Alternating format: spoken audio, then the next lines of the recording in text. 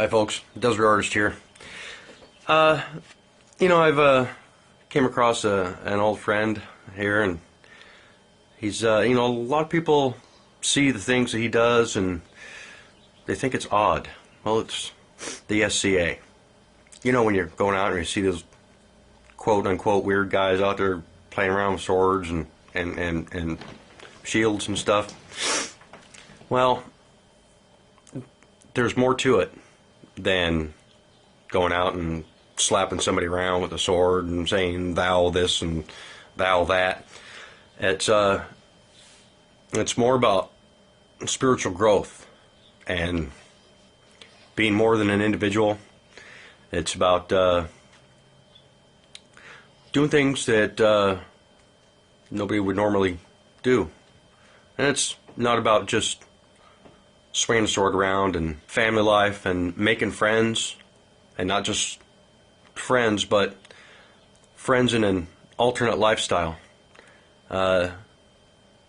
where you're one thing in today's world and you go out and for that weekend you're not the dude. No cell phone, no internet, no email, no phone, no motor car, not a single luxury.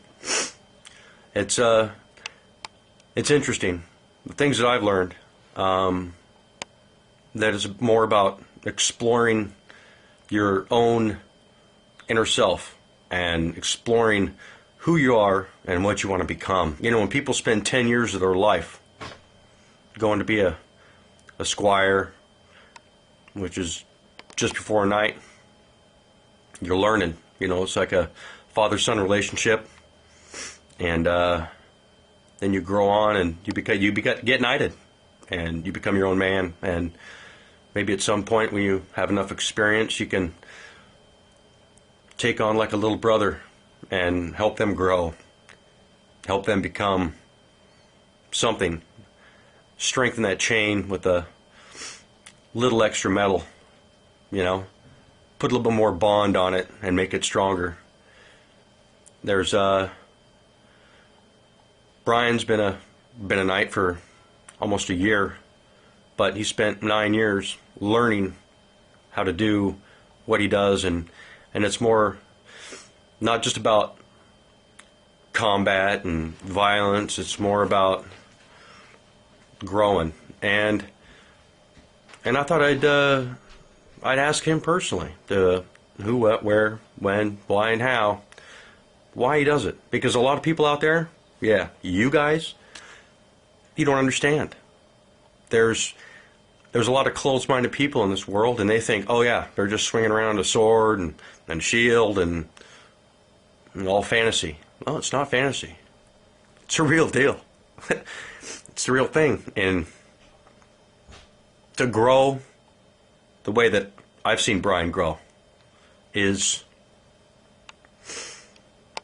uplifting to know that, you know, I was a part of his life when he was a bad man.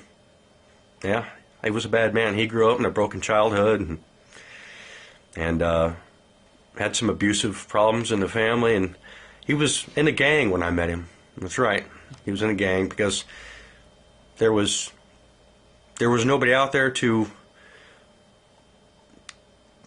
show him how to do what he's done. And I just thought I'd come on here and let you guys know that, you know, there's more to it than that. It's more about family and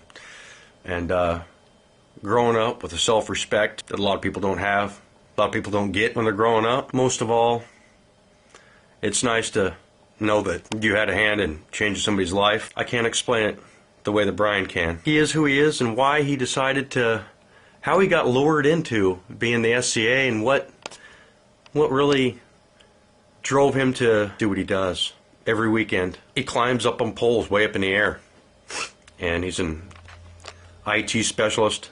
And you know, when you got that one certain type of way that you grow up, way that you've been working, you kind of get bored with it. But then when it comes down to one weekend, every weekend, every other weekend. It doesn't matter because it's something that you look forward to. It's not something that you dread going to. It's more about seeing the world and doing things you've never done before with sometimes people you don't even know. Come up to you in a campfire and sit down because you had a fight with them that day and, well, you beat their ass. And they respect you for that. And it's impressive. It's impressive to see somebody that can take that negativity they had in their life and turn it around to be something more positive. And at some point, sorry, I have my night vision on. A little bit better color there. There we go. Yeah. So, you know, I just wanted to put this on YouTube because a lot of people don't really understand what it is and what it's all about. And it's more, so much more, so much more. So, Bryan. Yeah. What is it that, why did you decide to do the SCA thing? Like you said, man, I had a checkered past, and it wasn't because I had to, I mean, you know, parts of my childhood sucked, parts of it were pretty good. Some of the dumb shit I did when I was growing up, hanging around with, you know, some nefarious characters and whatnot, it was a choice. You know, it wasn't like I was brought up in that kind of life, but I wasn't being a knucklehead. Turned out I just, you know, kind of got picked on when I was younger. I was a smaller guy, and I figured the best way to not get picked on anymore is to become a tough guy. So I started hanging around with tough guys in Seattle, and then thought I was a tough guy, and the next thing you know, I ended up in a hospital and got beat up pretty good. My guys that were my guys, and we were in, you know, we were thick and thin. They all went away, you know. So then I met my wife, who I've been with for 17 years now, and we were together for a few years, and then I had some friends I was talking to in the lunchroom at work one day, and he was talking about this thing that he did called the SCA, the Society for Creative Anachronism, where they go to events and they dress up in medieval fashion. They pick a time period. They pick an ethnicity kind of thing, you know, or a kind of type of person they would have wanted to be, and they do their best to portray that person or persona by how they dress, whether it's Elizabethan or whether it's a Celtic or a Nordic person, you know, Swedish, Norwegian, Germanic, Irish. You know, they just do their best to say, if I was a person 400 or 500 years ago, what would I be? What would I look like?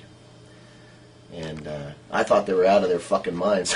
Honestly, I thought they were nuts. I'm listening to them talk, and I'm like, you guys are nuts. And I was like, that's cool and everything. I mean, I saw Braveheart, you know, right on. But man, I was like, yeah, that's crazy. And a friend of mine talked me into going to this war, and it was 1998. It was called Baroness War, and it was down south, southern Washington. And so I packed up what stuff I had, you know, regular camping gear, and I went down with these characters and showed up on site, and they'd rented an entire fairground. And as we start pulling on site, I'm looking around, and I see some relatively normal looking campgrounds and stuff, and then as we start driving further into sight, man, it's like kind of crossing over that third dimension kind of thing. There's this huge pavilion. I remember the first one I saw was this huge pavilion with this draped top, and it had a spire on the top of it, and it had this guy's banner, his flag, and it had some sort of fish on it. It was I can't remember what kind of, but it was this very medieval looking campsite, and the guy had like wind, like those hurricane lanterns hanging out front, and he had wooden furniture out front. And I mean, it was just like somebody just hit the rewind button by about 500-600 years, you know. And I was like, whoa, I mean, this guy had his shit together. And so I kind of went off to the side and set up my own camp and everything, and I hung out with these guys all weekend long. And the more I hung out with them, the more I talked with them, I remember seeing them before, and people going, freak, fag, weirdo, stuff like that, and all of a sudden I'm hanging out with these freaks, and the next day they were going to have a war, and they were going to go out and they were going to fight. And I mean, these guys were literally not. There was no lightning and wizardry and stuff. I mean, these guys had armor, and they had these sticks made of rattan, and they had these 12-foot pikes with a compression end on it. And I mean, these guys were really throwing down. I mean, they were fighting, and they were keeping track of score, and the marshals of these events set up these different scenarios. And oh man, I was just like, dude, how do you do that? And a guy that I'd known for about a day goes, oh, you want to learn how to do this? I'm like, man, this is kind of cool. I thought you guys were choreographing this stuff. You guys are really fighting to see who's going to win which thing for bragging rights. And he gave me the breakdown. Oh yeah, and here's a good shot. And the premise was, if you hit a guy, how hard would you have to hit somebody to break steel if you had a sword? And holy crap, yeah, how hard would you have to hit a guy? And given my past, I really felt, I liked the competition, but I liked to fight, and I was being a father and a husband, and I didn't want to do that old life anymore, and so I really was really intrigued by fighting, and this guy named Terry was like, so you like the idea of this, huh? And I said, yeah, man, this looks kind of cool. How do I build a helmet or buy a helmet and buy armor, and what should I wear and whatnot? And this guy, who'd driven just as long and just as far as I did, said, well, let's go talk to one of the marshals. And the marshal's like, I guess, a medieval referee. Right. And he took me over to him, and they talked to him about me being brand new and wanting to fight and whatnot. And the guy says, well, do you have any armor? And this guy, Terry, like I said, I'd known him for a day. He says, do you have any armor? And Terry says, oh yeah, he's got the whole 9 yards. And they said, okay, well, we'll warrant you for the day. And I'm like, what the hell is that? And well, these guys literally go to practices, and you have to have a fighter's card. It's an authorization that says that you're, skilled in specific kinds of weapons, forms, and stuff. And so I'm thinking, he lied. I don't have anything. And he takes me back to his camp, and he pushes this trunk out, and he says, here, you can wear my stuff for the weekend. I'm like, you drove just as far as I did. What are you going to wear? Yeah. Just do it. Go ahead. Have fun. Have a ball. And so this guy that I just met sends me out. They warrant me for the day to be able to use an axe and a small shield, which is pretty low basic stuff. I mean, some guys still use it and they're very level proficient. 1. Yeah, but it's good for a first timer. Sure. But you can get really proficient at it and stay with it if you want to. Break you in. Yeah, so they give me this little buckler and this axe.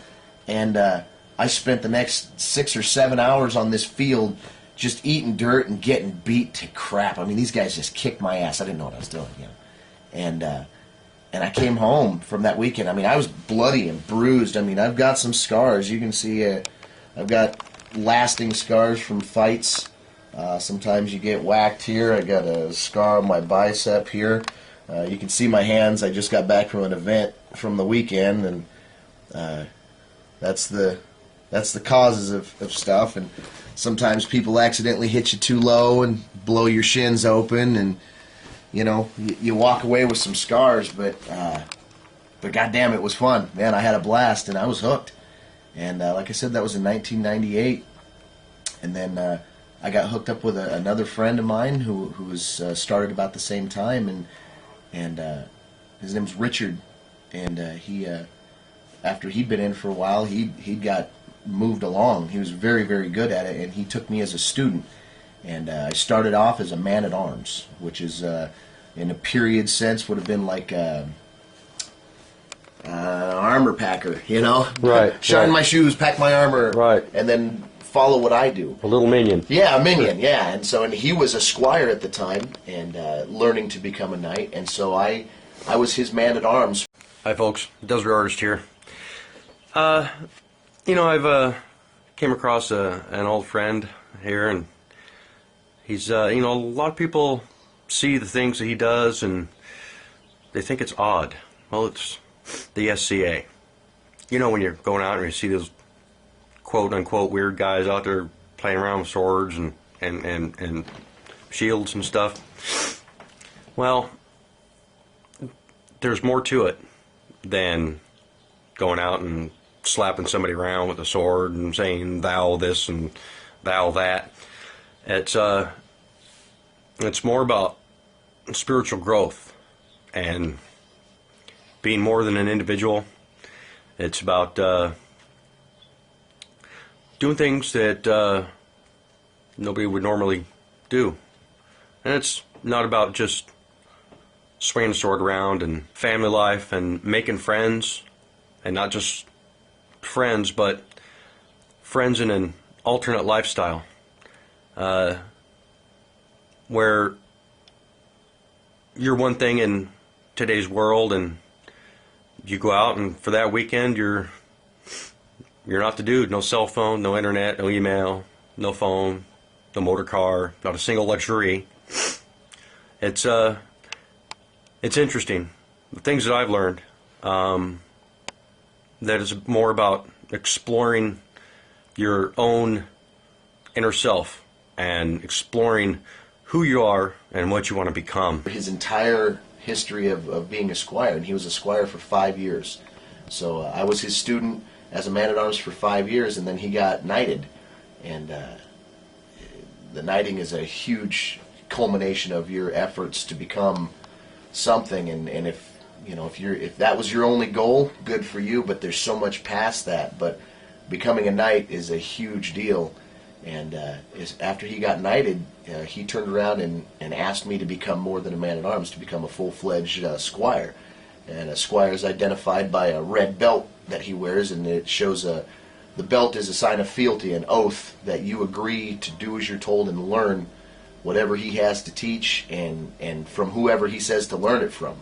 And a good knight will, if he can't teach you, he'll find somebody that will. And so he would farm me out to a lot of these other guys that had been doing this game for 20 years, 25 years. And so then I spent another 4 years as his squire. So I spent 9 years learning to be a knight. And it's funny, I became a knight last year. And it's funny, everything that I was learning to become a knight, what I learned is that was step one. How did all these things actually become a part of changing your life? Humility, learning that knighthood, that everything I wanted to become was step one, page one, chapter one, and that we all write our own book, and if you've only got one chapter to your book, well, then it's a short story. It took me 9 years to become a knight. I've been in the society now since 1998, since that Baroness War. And 9 of those years I spent learning to become a knight. And what I learned was, yeah, I can fight, and I fight pretty well. I do okay. But I learned that getting that knight's belt, I had to learn. I had a lot more to learn about, not just about fighting. That's being a father. Part of the knighting ceremony is there's several parts to it, but there's knights are identified, physically identified on the field by 3 major things: a set of spurs, a white belt, and a chain, an unadorned chain, and they are the only people that can wear that regalia. But those are just the physical things. There's lots of guys that can wear that stuff because it shows their prowess on the field. It shows that they've got the mustard, they can fight. Are they a knight when they're not wearing that stuff? Everything that I do there, I try to translate back here at home. And there's days, I mean, I'll fight with my wife, or my kids piss me off or something, and it's like, what would I do knightly? How would I be a knightly father or a knightly husband? Knightly husbands would not slap their wives around or knock their kids around or not work. They would support and supply and make sure and take care of them. And so that's what I'm learning, is that to be a good knight is you need a good woman. Had it not been for my knight, Richard, and my friends, but top billing goes to my wife, because she sat through it with me. At first, when it was a game, the SCA was a game, and it was something that we did, and then I find over the years that became something that I am. Out here, sitting on this chair, my name's Bryan Maclean, and I work on computers and I climb towers. But when I show up on site, I sign in. Now I sign in as Sir Lachlan Maclean. Sometimes I feel like I'm pretending to be Bryan, and what I want to be is a good man. And it's funny that sometimes that game is, I can be a good man either place, but it sure feels nice to take off this costume and put on some comfortable clothes and sit around and hang out with friends and have some drinks and tell stories of when we first started and the evolution of stuff. And when my first set of armor that I made out of hockey gear, and then I took an old motorcycle jacket and I cut it up and hot glued the leather buttons, the brass buttons on couches, on the old leather couches. I found an old leather couch. Furniture tacks. Furniture tacks, and I pulled those out and I put it on, made patterns out of these furniture tacks, not thinking that, boy, when somebody really smacks you with a stick, that furniture tack goes through that hockey armor and stabs a hole in you. But God damn it, I was fighting, and I was there. And it's funny now, you know, my helmet is, the helmet that I wear is, people notice it. I mean, it's gorgeous. It was part gift from a lot of different people that put it together for me to wear, and I've worn it now for 10 years out of the 12 that I've been playing. And it's held up, and it's sturdy, and it's strong, and there's parts that let go sometimes, and you got to put rivets back in, and you got to pound the dents out of it. But it's funny that now that I wear this other stuff, I wear the chain now. I wear the knight's belt, and it's like sometimes you miss when you didn't wear any of that, when you were brand new. It's kind of like that. It's kind of like when you get the video game. You know, you get through all the levels, and it's like, what do I do now? You always want that next level. Is there another level after that? Oh, what is there? Is there this or that? You always want to hit that reset button. I do. Always want to hit that reset button so it's all fresh, so I can do it all again. Right. Kind of like going through high school. I mean, being a Squire, there was parts of it that sucked, but a friend of mine, Derek, who's in the society as well, I would call him on the phone, and he's like, what's going on in your head? And I'm like, man, how do I become a knight? He just said, don't worry about it. And I said, but I want to become a knight. And he said, okay, why do you play in the SCA? That's why I love to fight. I love the combat. I love, getting locked into that moment with somebody. Is he better than me today? Am I better than him today? There's a 50-50 chance that I got a 50% chance that I'm the man today. And any man can take any man on any given day. It's a crapshoot. It's the spirits. It's whatever it is. And I said, that's why I love it. And he said, well, if they told you that you'd never become a knight, no matter how hard you tried, no matter how much work you put in, if somebody called you on the phone and said, hey, dude, I hear you're trying to become a knight, I just want to let you know that's never going to happen. We won't allow it. Would you quit? And I thought, God, what a fucked up question. But in reality, it was the best question you could ask. Because if you're doing it to become a knight, to become that thing, you can go buy a belt and walk around and tell everybody. You could lie. You could pretend. You could go to a place where nobody knows you. But it's not about that. It's the knighthood is a recognition of what you've already accomplished. They say most men and ladies, there are lady knights as well, that walk into that court to go through their knighting ceremony. They say that most people that walk in there have been, in the eyes of their now peers, their brethren, they've been a knight for some time. It's not something that happened overnight. All of a sudden, one day, he got it. He's a knight. You've been a knight for months. The society is a great place. The society for me is it's not a break from reality. it is my reality. I try to live the same virtues that I try to portray at these events in a day-to-day life. I like to think that when people see me wearing 9th century garb under an assumed name, that I'm just as approachable to talk to then as I am sitting here on my couch. And the SCA is full of wonderful people, and some of the nicest people that I call family that I've ever met. And I wouldn't trade them for anything. My wife received her first award, and Quinlan received a kingdom level award.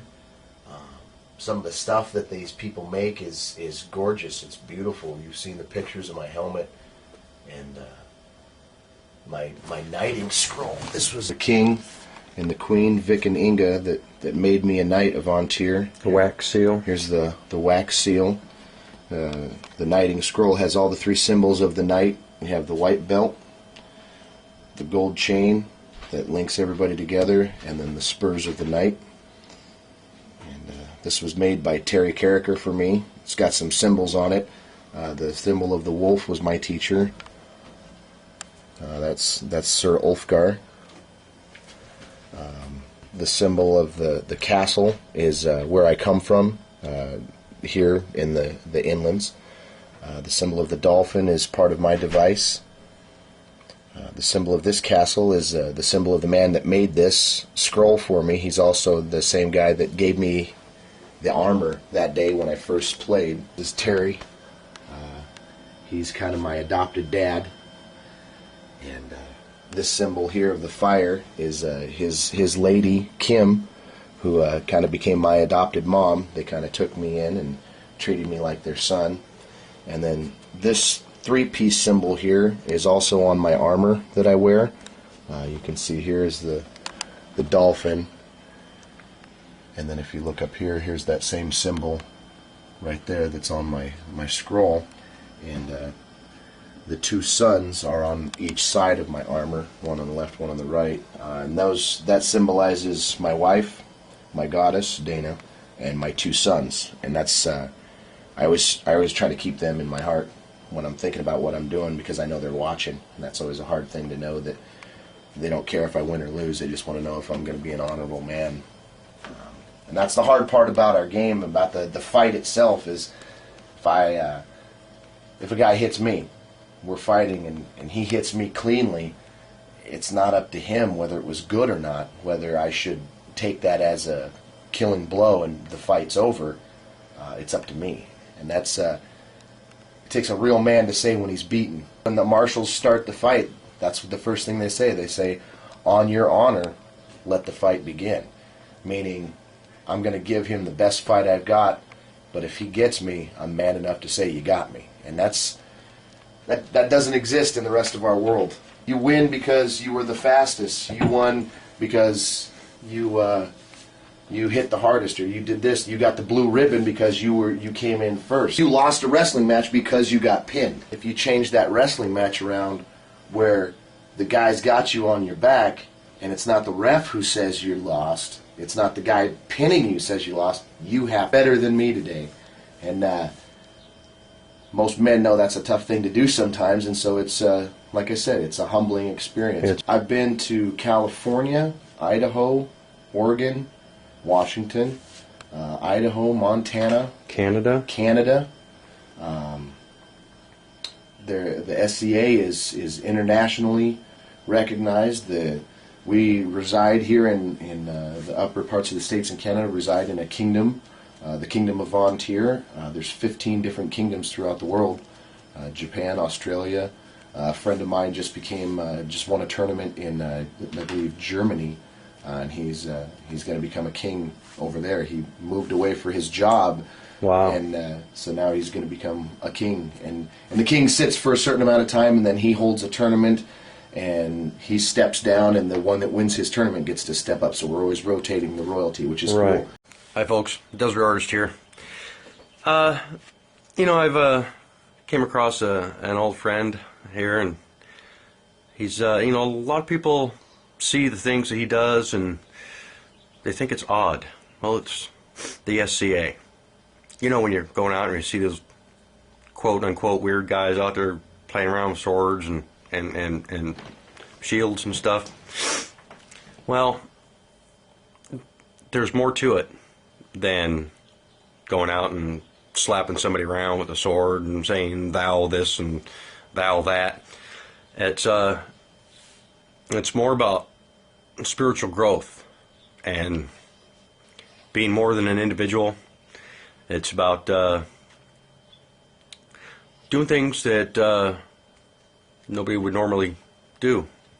And it's not about just swinging a sword around and family life and making friends, and not just friends, but friends in an alternate lifestyle, where you're one thing in today's world and you go out and for that weekend you're not the dude. No cell phone, no internet, no email, no phone, no motor car, not a single luxury. It's interesting. The things that I've learned, that is more about exploring your own inner self and exploring who you are and what you want to become. But that's a tough job because you travel a lot.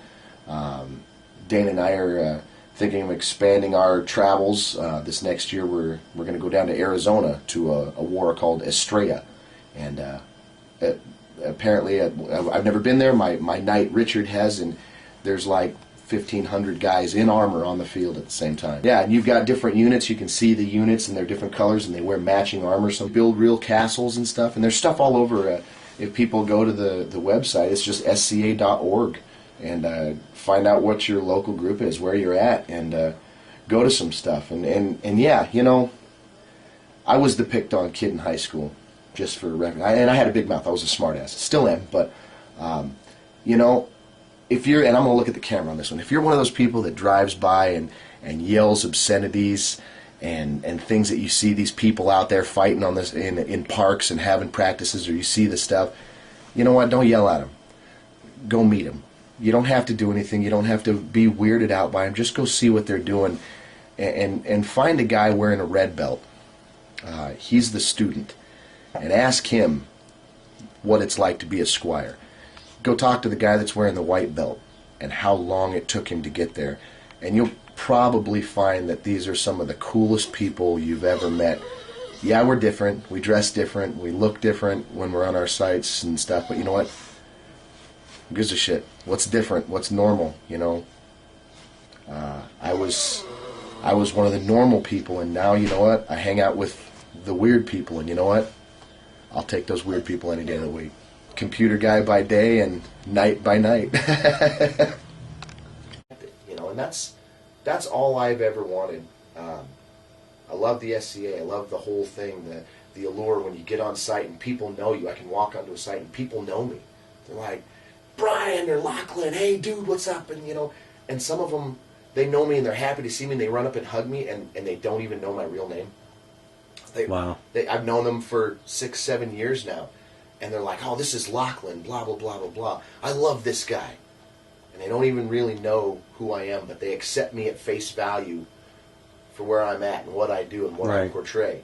And they see that I'm a real person. And I, you know, that's all I want is, you know, if the world wants to join the SCA, thumbs up. But, you know, I'm just looking. It's not for everybody. It's not, and that's okay. But as long as you understand that if it's not for you, just a moment of respect.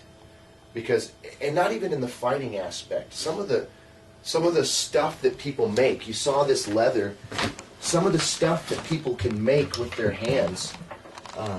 This bag, it was made for my wife for my knighting ceremony. Again, there's that symbol of my wife and 2 sons. This is all, you can see the stitching here, this is all hand done. A friend of mine named Todd Sandstrom, he goes, in the society, he goes by the name Hjalmar. He made this for my wife. You could probably... Wool and hemp? Yeah, this is hemp and wool. This would be... all period correct stitching? Yes, very period correct. 9th century, like a Nordic satchel. Just goes over your shoulder. And he made this for my wife, for my knighting ceremony. And He handed it to her, and this is beautiful craftsmanship. You can see his stitching. This is all, none of this is on a sewing machine. And he handed it to her, and didn't want anything but a hug, you know. And if that's not the salt of the earth, best damn people on the planet, I don't know what is.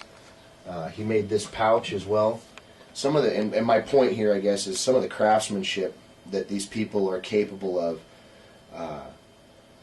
It is amazing. This was given to me when I got knighted. This is my knight's belt, and you can take a look at this buckle here. This is cast bronze, made by a guy named Torfin. My knight commissioned him to make this buckle for me for my knighting, and these people are amazing. And cast something that is replicated from something of the 9th century or 8th century or 12th century. I mean, these people are amazing. But the more amazing part about it is what's in their hearts. Of this trunk that you see me pulling this stuff out of, my knight won this trunk at a tournament. He won it. He won the day. He fought everybody and he won. And he turned around and gave it to me. What did I do? He and I spent a lot of time together. And you know what? It's funny that now that I became a knight,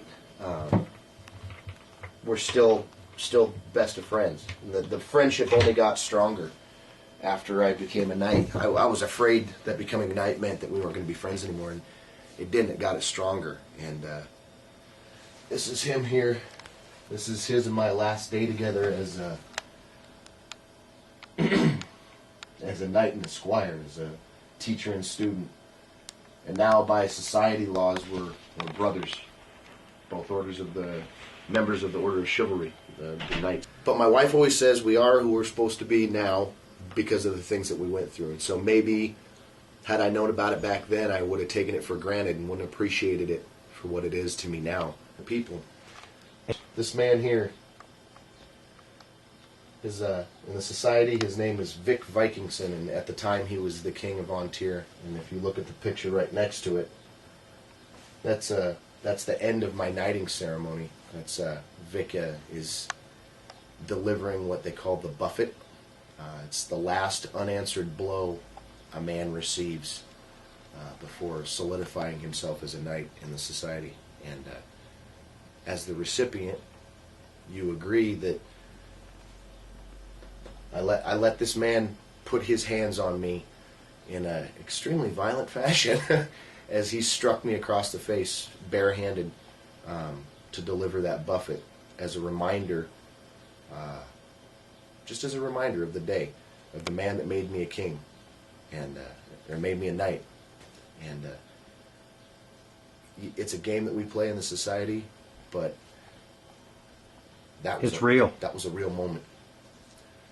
Whether the queen herself recognizes me as a knight,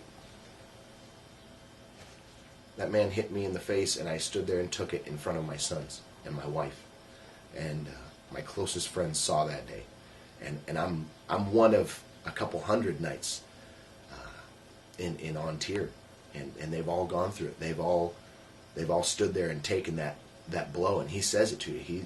He looks you right in the eyes and says that, let this be the last blow you receive unanswered, meaning you don't ever have to do this again, but this one moment you're going to stand there and you're going to take it. And anybody who says that that's not real, they're kind of screwed up, in my opinion. Never be man enough or lady enough. There's a knight out there. Her name is Rifkin, and she took a buffet just like I did. She became a lady knight. She went through the same shit that I went through, and she took a shot, and she took it like a man. She took it like a knight, you know, and. If anybody, like I said, anybody who thinks that that's not real, those are the people that are making fun of us, and that's okay, you know, because I accept them for whatever they're missing, and if I could help fill a hole for them, I would, you know. Come over, come to my fire, come to my camp, let's have a beer together, but just a little bit of respect, because these are some of the greatest people I've ever met, and I've met a tenth of them. So if a tenth of them are awesome, can you imagine what all of them are like, you know?